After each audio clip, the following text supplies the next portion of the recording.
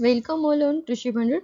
Friends, આપણે ગઈકાલે પાક સંરક્ષણમાં રોગો વિશેની થોડીક ડિટેલ્સમાં આપણે ચર્ચા કરી હતી. તો આજે આપણે વાત કરીશું કીટકો વિશેની કે કીટકો શું છે, કીટકોમાં કેવા પ્રકારનું એનું બોડી સ્ટ્રક્ચર આપણને જોવા મળે છે, ત્યારબાદ કયા કીટકોમાં કેવી રીતે કયું રસાયણ ઇમ્પોર્ટન્ટ હોય છે, કયા રસાયણથી કીટકોના કયા ભાગ ઉપર અસર કરે છે, એના આપણે અલગ અલગ આજે આપણે વાત કરીશું. અને આજના પોર્શનમાં આપણે આ બધા ટોપિકની વાત કરીશું. આવતીકાલના જે આપણે લેક્ચર હશે એમાં આપણે કીટકો વિશે સ્પેસિફિક વાત કરીશું કે કીટકો છે તો એના કયા પાર્ટો છે, એમાં કેવા પ્રકારની ક્રિયાઓ થાય છે, એના આખા શરીરના જે કહેવાય ને શરીરનું જે તંત્ર કેવી રીતે કામ કરે છે, એના વિશેની આખી ડિટેલ્સમાં ચર્ચા કરીશું.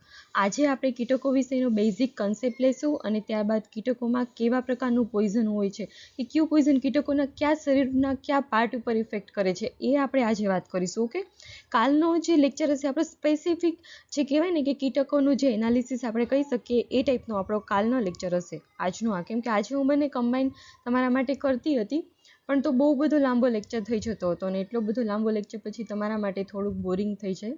ઓકે, તો ફ્રેન્ડ્સ, તમે આપણી ચેનલ કૃષિ ભંડોળને લાઇક કરો, શેર કરો અને સબસ્ક્રાઈબ કરો. ઓકે, તો સૌપ્રથમ વાત કરીએ કે કીટકો. તો કે કીટકો શું છે, તો કે કીટક શાસ્ત્ર કે જેમાં આપણે જંતુઓનો અભ્યાસ કરીએ છીએ કે જેને આપણે એન્ટેમોલોજી તરીકે પણ ઓળખતા હોય છે.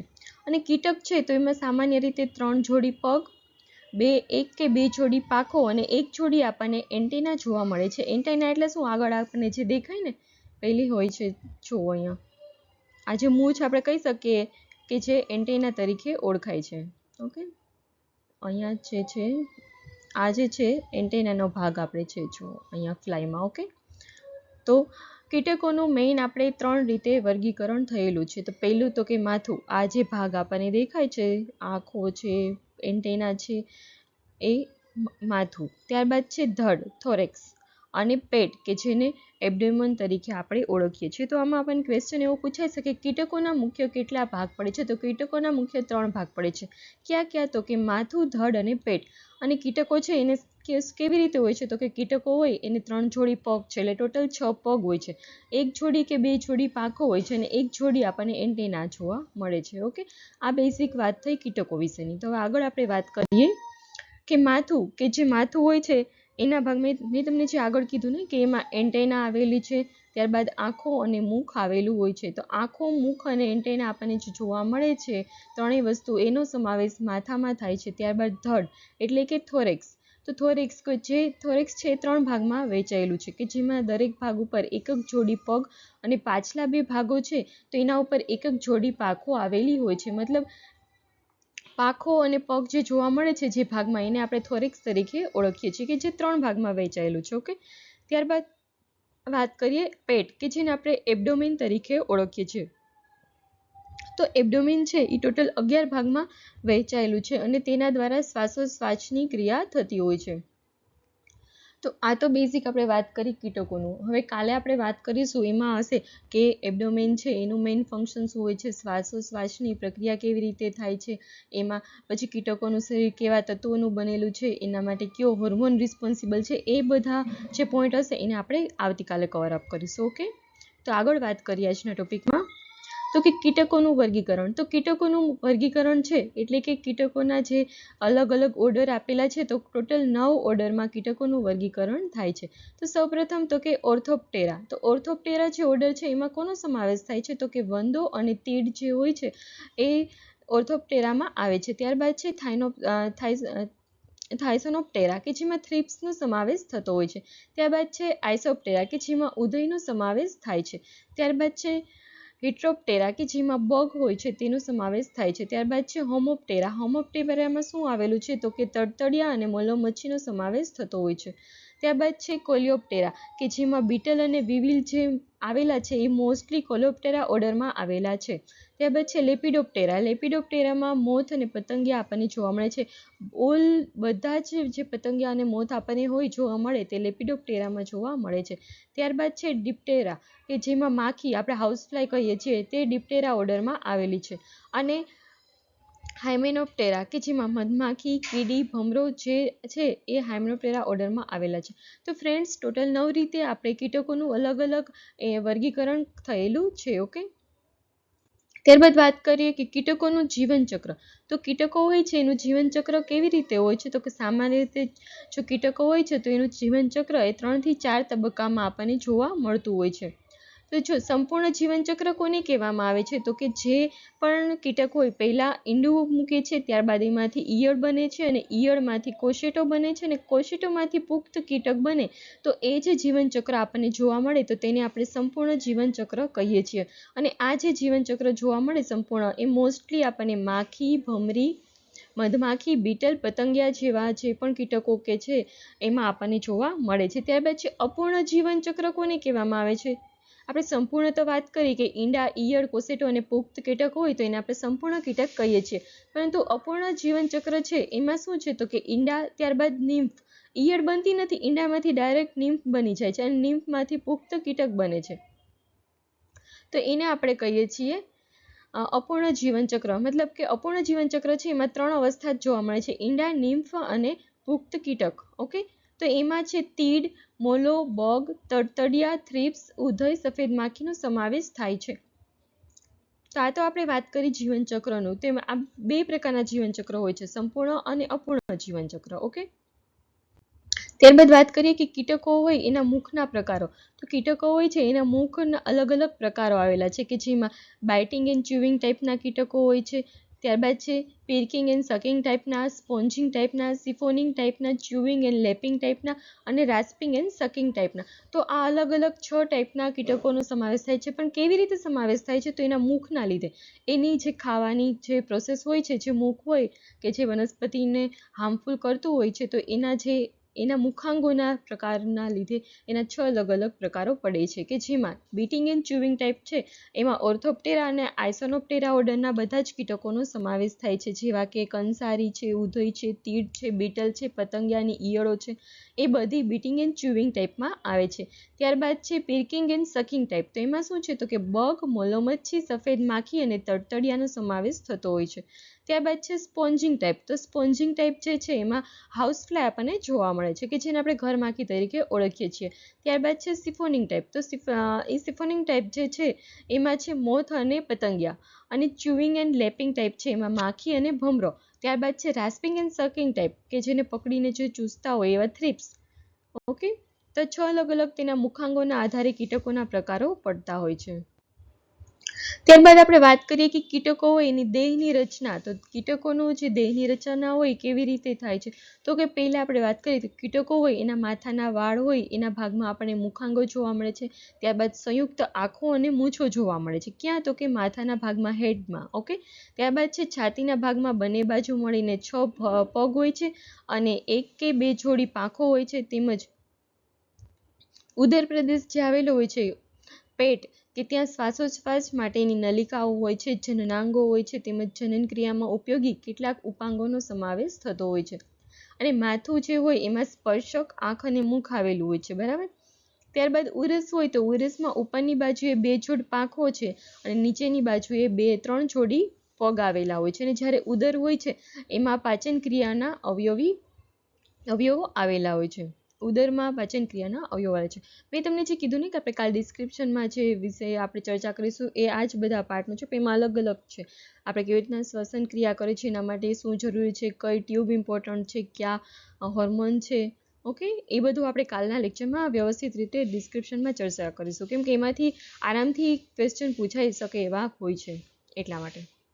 ત્યારબાદ છે ઉરસમાં ઉપરની બાજુએ 2 જોડ પાંખ અને નીચેની બાજુએ 3 જોડ પગ આવેલા હોય છે, જ્યારે ઉદરમાં પાચન ક્રિયાના અવયવો આવેલા હોય છે. આપણે સામાન્ય રીતે વાત કરીએ તો કીટકો હોય એને 1 કે 2 જોડી પાંખો હોય છે, પરંતુ ચાચડ અને જૂ છે એ એવા કીટકો છે કે જેને પાંખો જોવા મળતી નથી. તેથી આવા કીટકો હોય એ પુખ્ત અવસ્થામાં પહોંચી જાય છે કે નહીં તે નક્કી કરવું આપણા માટે થોડું મુશ્કેલ થતું હોય છે. તો એટલા માટે આપણે શું કરવાનું? તો કે કીટકો હોય પુખ્ત અવસ્થાએ પહોંચે ત્યારબાદ જનન ક્રિયા શરૂ કરે છે અને ત્યારે પુખ્ત અવસ્થાનો આપણને ખ્યાલ આવે છે કે આ કીટક પુખ્ત અવસ્થાએ પહોંચ્યું કે શું.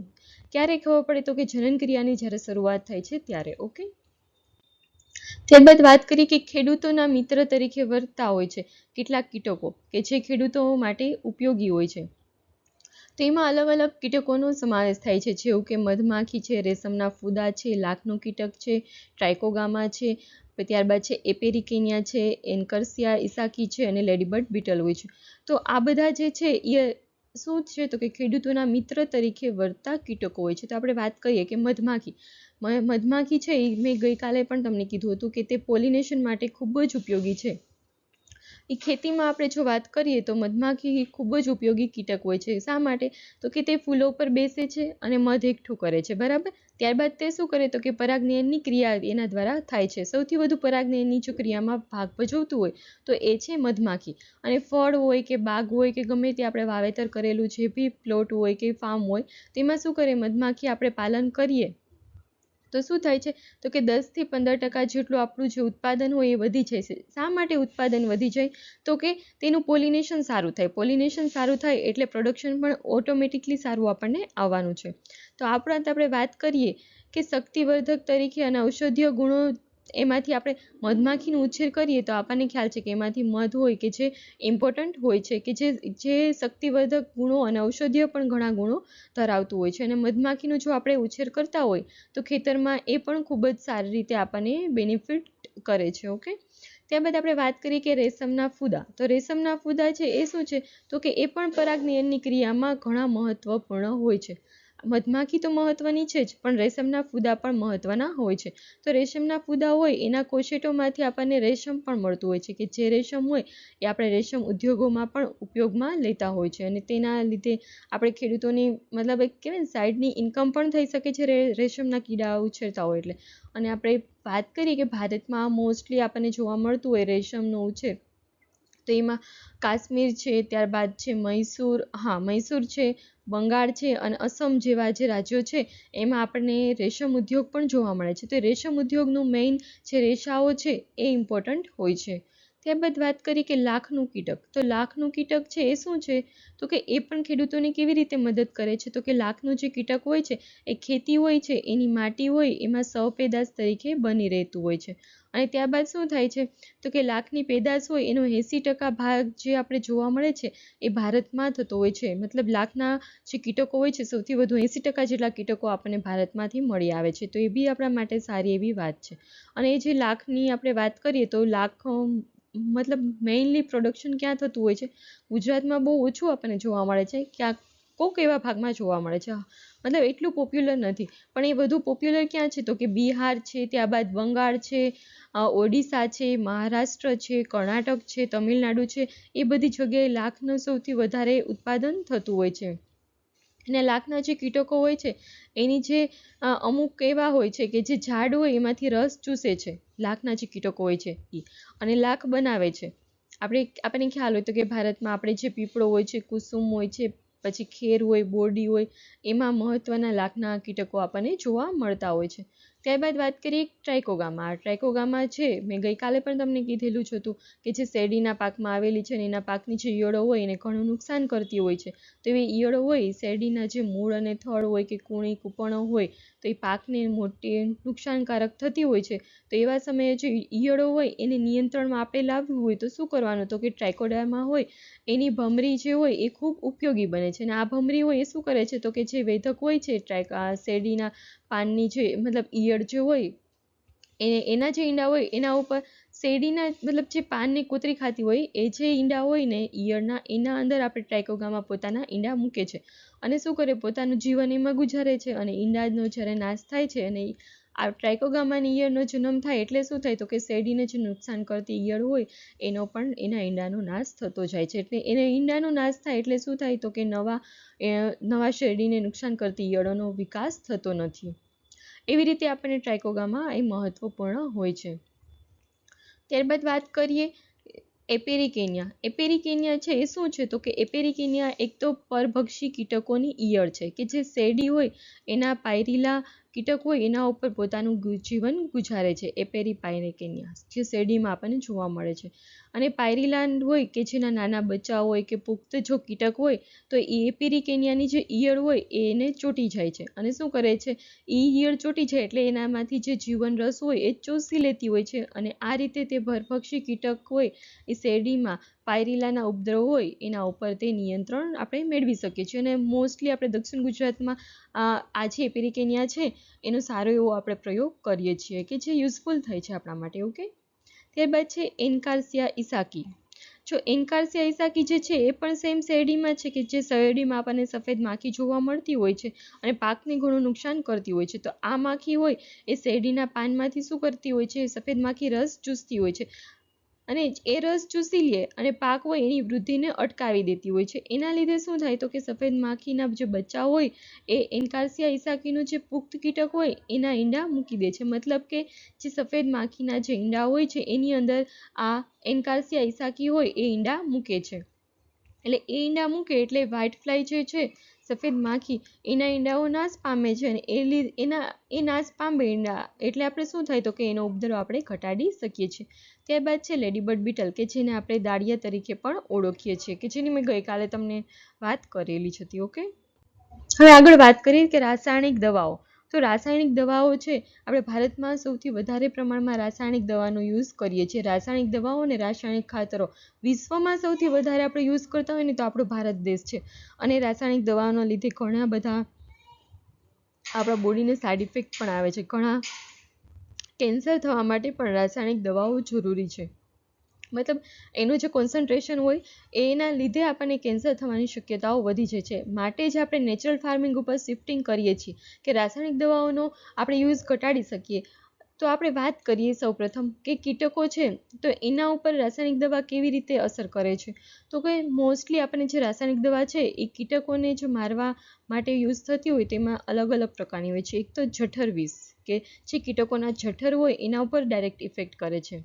અંદર જાય છે, કીટકો ખાય છે અને એના જઠરને નિષ્ક્રિય કરી દે છે એટલે કીટક હોય એનો વિકાસ થતો અટકી પડે છે. ત્યારબાદ છે સ્પર્શ વિષ એટલે કે આપણે કોઈ છોડ હોય છે એના ઉપર આપણે દવાનો છંટકાવ કર્યો છે અને દવાનો છંટકાવ કરીએ એટલે એના જે આપણે વૃક્ષ હોય મતલબ છોડ હોય વનસ્પતિનો એના ઉપર કીટકો રહેલા છે, બરાબર. તો એ છંટકાવ દવાનો થાય એટલે કીટકો એના સ્પર્શમાં આવે, એને ટચ કરે એટલે તે પછી મરી જાય છે. ત્યારબાદ છે વાયુરૂપી ઝેર એટલે કે એક આપણે ખ્યાલ છે કે આપણે ઘરે સ્ટોર કરતા હોય ઘઉં છે, બાજરો છે તથા બીજા ધાન્ય પાકો છે તો ત્યારે ફ્યુમિગન્ટ તરીકે આપણે ઘણી દવાઓ લઈએ છીએ. મોસ્ટલી ઝિંક ફોસ્ફેટની કેવી યુઝ થતી હોય છે કે બ્રોમેલ કે જેવી મતલબ એ એવી દવાઓ હોય છે કે જેમાંથી એક પ્રકારનો ગેસ ઉત્પન્ન થાય છે અને એ જે ગેસ ઉત્પન્ન થતો હોય એના લીધે કીટકોનું મૃત્યુ થતું હોય છે. તો આપણે એના વિશે અલગ અલગ વાત કરીએ. ઓકે, તો સૌપ્રથમ તો કે જઠર વિષ. તો જઠર વિષ છે એ ક્યાં આપણને મોસ્ટલી કીટકોમાં કામ લાગે છે તો કે ચાવીને કે કોતરીને જે ખાનારા કીટકો હોય એના નાશ કરવા માટે આપણે જઠર વિષનો વધુ પડતો ઉપયોગ કરીએ છીએ. અને આ જઠર વિષ છે એ ઝેરી કીટકો હોય એના શું થાય છે તો કે મુખ દ્વારા વનસ્પતિ હોય એના અંગો સાથે તેના પેટમાં જાય છે અને તેમાં કાયલમાં ભળી જાય છે અને કીટકોનો નાશ કરતા હોય છે. અને આવા જે કીટકો હોય એની ભાવતા પદાર્થો મેળવીને પાક પર છંટકાવ કરવામાં આવે તો વધુ અસરકારક બને છે. અને આમાં ઝિંક ફોસ્ફેટ છે, ત્યારબાદ કેલ્શિયમ આર્સેનેટ જેવી દવાઓ હોય કે જે જઠર વિષ માટે ઉપયોગી હોય છે. ત્યારબાદ વાત કરીએ સ્પર્શ વિષ એટલે કે કોન્ટેક્ટ પોઈઝન કે જેને આપણે ઓળખીએ છીએ. સ્પર્શમાં આવે એટલે થાય છે. ઓકે, તો આ વિષ હોય એ જ કઈ જીવાતો તો કે કીટકો હોય શરીર ઉપર પડતા શ્વસન નળીઓ દ્વારા ચામડી અને જ્ઞાનતંતુઓ દ્વારા શરીરમાં દાખલ થાય છે, ટચમાં આવે એટલા માટે. અને શરીરમાં શોષાઈ જતા આ ઝેર વિવિધ દૈહિક ક્રિયાઓમાં અવરોધ ઊભો કરે છે અને કીટકોને મારી નાખે છે. ચૂસીને નુકસાન કરનારા કીટકો હોય એનો નાશ કરવા સ્પર્શ વિષનો ઉપયોગ કરીએ છીએ. ચૂસીને નુકસાન કરનારા કીટકો છે કે જેવા કે સફેદ માખી છે, ત્યારબાદ મોલોમચ્છી છે અને તડતડિયા છે કે જે ચૂસી લે છે તો એના માટે આપણે સ્પર્શ વિષ એટલે કોન્ટેક્ટ પોઈઝનનો યુઝ કરતા હોય છે. અને આ પ્રકારના જે કીટકો હોય એના પર જઠર વિષની અસર થતી નથી. અને નિકોટિન સલ્ફેટ જેવી રાસાયણિક દવાઓ કે જે કોન્ટેક્ટ પોઈઝન તરીકે યુઝ થતી હોય છે. બીજી પણ ઘણી બધી દવાઓ હોય છે, તો ફોર એક્ઝામ્પલ મેં લીધેલું છે. ઓકે, અને આપણે જે દવાઓ હોય છે એમાં ઘણી વખત કેવું હોય છે ઘણી દવાઓ બેન થતી હોય છે, ઘણી નવી ઇન્ટ્રોડ્યુસ થતી હોય છે એટલે એવું બધું તો ચાલતું હોય છે. આપણે એ લિસ્ટ ચેક કરી લેવાનું કે આ વર્ષે કઈ દવા બેન થઈ છે એ થોડુંક આપણે અવેર રહેવાનું છે. ઓકે, ત્યારબાદ છે વાયુરૂપી ઝેર કે જે ધૂમકર વિષ તરીકે ઓળખાય છે. તો આ વિષ હોય છે એ સામાન્ય તાપમાને વાયુના સ્વરૂપમાં ફેરવાય છે. એટલે સામાન્ય તાપમાન એટલે શું? તો કે રૂમ ટેમ્પરેચર, બરાબર. તો આ દવાઓ હોય એ વાયુ સ્વરૂપે અસર કરતી હોવાથી બંધ કોઠી છે, ગોડાઉન છે, એમાં વિશેષ ઉપયોગ થતો હોય છે. આપણે સ્ટોરેજ કરીએ ને જે, એમાં વધુ યુઝ થતો હોય છે. અને સંગ્રહ કરેલ અનાજમાં પડતા કીટકોના નાશ માટે આ પ્રકારની દવાઓ આપણે ઉપયોગી હોય છે. અને વિદેશથી આપણે કંઈ વસ્તુ આયાત કરતા હોય, વનસ્પતિના ભાગો છે એને જંતુમુક્ત કરવા માટે, કીટક મુક્ત કરવા માટે, ઝાડ હોય એનું શું? તો કે થડમાં લાગેલા છે મેડનો નાશ કરવા માટે, અથવા સ્કેલ ઇન્સેક્ટ, જે મેં કહ્યું સ્કેલ ઇન્સેક્ટ હોય એના નાશ માટે આપણે કીટકને ઝાડ લાગ્યા હોય ત્યારે ઝાડ પર શું કરવાનું? તો કે પ્લાસ્ટિક ઢાંકી દેવાનું અને આ પ્રકારના વિષનો ઉપયોગ કરવાનો, એટલે એનું આપણે નાશ કરી શકીએ છીએ. ત્યારબાદ છે ઝેરી વાયુ હોય એમાં શ્વાસોશ્વાસ માટે કીટકોના શરીરમાં જાય છે અને કીટકોનો નાશ કરે છે. એમાં છે હાઇડ્રોસાયનિક એસિડ, એ ગેસ સ્વરૂપે મિથાઇલિન બ્રોમાઇડ સ્વરૂપે આપણને જોવા મળે છે. ત્યારબાદ છે ક્લોરિનેટેડ હાઇડ્રોકાર્બન. તો ક્લોરિનેટેડ હાઇડ્રોકાર્બન છે તો આ પ્રકારના જે રસાયણો હોય છે એમાં ક્લોરિન તત્વ આપણને સૌથી વધુ જોવા મળતું હોય છે. અને આ પ્રકારના રસાયણો હોય લાંબા સમય સુધી ટકી રહે છે અને એની અસર હોય એ કીટનાશી હોય છે, એટલે કે કીટકોને નાશ કરે છે, લાંબા ટાઈમ સુધી ચાલે છે. ક્લોરિનવાળા જે બી હોય છે. અને આ જે રસાયણો હોય એ ચરબીમાં દ્રાવ્ય હોવાથી પ્રાણી હોય એના શરીરમાં કે વનસ્પતિ હોય એના ચરબીવાળા ભાગોમાં એકઠા થતા હોય છે. અને આવા રસાયણોના વધુ પડતા ઉપયોગથી ચરબીની માત્રા વધી જાય છે અને અમુક હદથી તેનું પ્રમાણ વધતા યકૃત અને મૂત્રપિંડ પર તેની અસર આપણને જોવા મળતી હોય છે. મતલબ કે ક્લોરિનવાળા જે બી રસાયણો હોય છે એ લાંબા સમય સુધી પ્રાણી હોય કે વનસ્પતિ હોય એના શરીરમાં એના અંશ સ્વરૂપે આપણને જોવા મળે છે. અને એમાં ચરબીની માત્રા વધી જાય ત્યારે શું થાય? તો કે યકૃત અને મૂત્રપિંડ હોય એના ઉપર અસર કરે છે, પણ એ પ્રાણીઓના યકૃત અને મૂત્ર ઉપર અસર કરે છે. ત્યારબાદ કીટકો હોય એના પણ હોય છે, પ્રાણીમાં જેમ ઇફેક્ટ કરે સેમ એ જ પ્રમાણે કીટકોના યકૃત અને મૂત્રપિંડ પર અસર કરતા હોય છે. અને કીટકોના એટલે કે સ્પેસિફિક યકૃત અને મૂત્રપિંડ આપણને કીટકોમાં ભલે જોવા ના મળે, એના બીજા એવા પાર્ટ હોય કે જેમાં યુઝ થતા હોય છે. ઓકે, આ કીટકોના અવશેષો એ લાંબા સમય સુધી પાક હોય એમાં સક્રિય રહેતા હોય છે. અને લાંબા ગાળા સુધી જો કીટકોનો નાશ થાય છે અને કાપીને ખાનારા અને ચૂસીને ખાનારા બંને પ્રકારના જે કીટકો હોય છે એના ઉપર આ અસર કરે છે.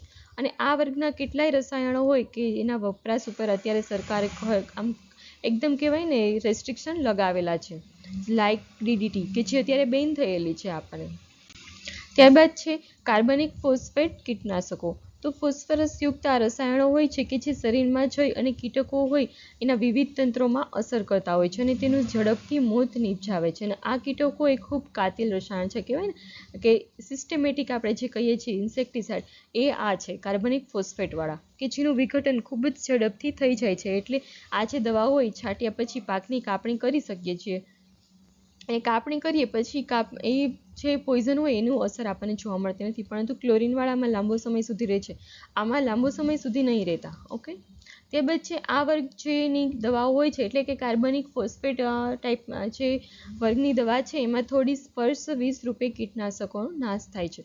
અને આ રસાયણો જે હોય એ પાક પર દ્રાવણ સ્વરૂપે આપણે છાંટીએ તો વનસ્પતિના અંગોમાં શોષાઈ આખો છોડ ઝેરી બની જાય છે અને પરિણામે છોડના કોઈ પણ ભાગમાં નુકસાન કરનારા કીટકો હોય તો એનો નાશ થઈ જાય છે. મતલબ સિસ્ટમેટિક જે હોય છે ઇન્સેક્ટિસાઇડ એ શું કરે છે? તો કે આખા છોડ ઉપર તે ઝેરી અસર આપણને જોવા મળે છે અને જે પણ કીટકો હોય છે કે તેમાં ગમે તે ભાગમાં રહેલા છે છોડના તો એનો નાશ થઈ જાય છે. મતલબ આ સારી રીતે કરે છે. અને મેઇન બેનિફિટ તો એ છે કે આ લાંબા સમય સુધી એની અસર રહેતી નથી, ટૂંકા સમય સુધી રહે છે. ક્લોરિનવાળામાં જે હતું એ લાંબા સમય સુધી રહે છે, એ વસ્તુ હાર્મફુલ છે. ઓકે, ત્યારબાદ છે કાર્બોનેટ કીટનાશી. તો ક્લોરિનયુક્ત અને ફોસ્ફરસ દવાઓ પછી આ પ્રકારની દવાઓ વધારે પડતી પ્રચલિત થઈ છે. અને આ દવાઓ પાનકતરી જે ઈયળ હોય છે એના ઉપર અસર કરતી નથી કાર્બોનેટવાળી. અને સિન્થેટિક પાયરેથ્રોઇડ કે જે વનસ્પતિના કીટનાશકોમાં પાયરેથ્રોઇડનું સ્થાન મહત્વનું છે અને આ કીટનાશક છે તરીકે પણ વપરાય છે. ઓકે, તો ફ્રેન્ડ્સ આપણે આજનો લેક્ચર અહીંયા ખતમ કરીએ છીએ અને કાલે ફરી મળશું. આપણે ઇન્સેક્ટ શું છે, ઇન્સેક્ટની આખી ડિટેલ્સમાં આપણે ચર્ચા કરીશું અને તેમાંથી ઘણા ઉપયોગી ક્વેશ્ચનની પણ વાત કરીશું. અહીંયા પણ ઉપયોગી ક્વેશ્ચન્સ છે જ, એવું નથી કે કશું નથી.